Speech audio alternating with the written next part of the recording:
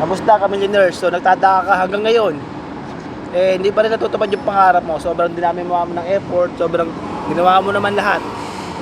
Baka may mali dyan, alam mo, simple lang mali dyan. Dapat yon kontrolado mo yung oras mo, okay? Example, sa umaga, iba yung ginagawa mo. Sa tanghali, iba rin yung ginagawa mo. Sa gabi, iba rin yung ginagawa mo. Ibig sabihin, full time ka sa lahat ng ginagawa mo, okay?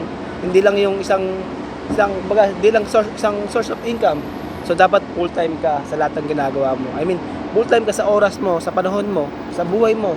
Dapat full time ka. Dapat nasa Facebook ka, nasa TikTok ka, nasa YouTube ka. Dapat nandun ka. Kasi pag nandun ka, sigurado ako, mas makikita mo kung paano ka magiging milyonaryo. O may chance ka para maging milyonaryo. Kung di, wala ka pa rin doon, ibig sabihin, kumikita ka lang. Ibig sabihin, pag nandun ka, may pag-asa kang makamit yung mga pangarap mo. Huwag ka na magtaka, bakit nahirapan kang matupad yung pangarap mo. Yan lang.